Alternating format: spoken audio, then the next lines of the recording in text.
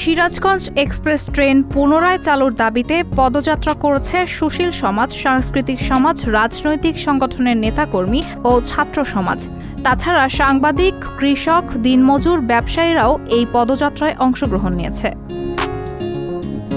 মঙ্গলবার সকালে শহরের শহীদ এম মনসুর আলী অডিটোরিয়ামের সামনে থেকে শুরু করে চৌরাস্তা হয়ে এসএস রোড থেকে বাজার স্টেশন প্রদক্ষিণ করে একই স্থানে এসে শেষ হয়।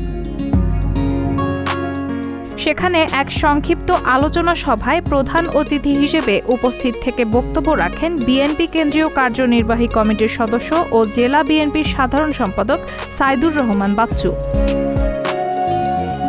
এ সময় আরও উপস্থিত থেকে বক্তব্য রাখেন জেলা বাসদের আহ্বায়ক নবকুমার কর্মকার, প্রেস ক্লাবের সাবেক সভাপতি হারুনুর রশিদ খান হাসান সহ জেলা স্বেচ্ছাসেবক বিষয়ক সম্পাদক আনোয়ার হোসেন রাজেশ, সহ দপ্তর সম্পাদক শেখ মোহাম্মদ এনামুল হক, তথ্য ও গবেষণা বিষয়ক সহ সম্পাদক দুলাল উদ্দিন আহমেদ, জেলা ছাত্র দলের সভাপতি জুনায়েদ হোসেন সবুজ, জেলা স্বেচ্ছাসেবক দলের যুগ্ম আহ্বায়ক আহসান হাবিব উজ্জ্বল সহ বিভিন্ন সাংস্কৃতিক, সামাজিক ও রাজনৈতিক সংগঠনের নেতাকর্মীরা।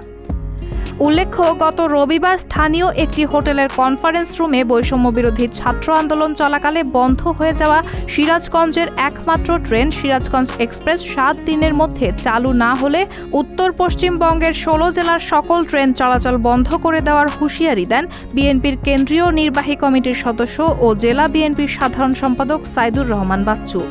রায়হানা মুন, সবার কথা।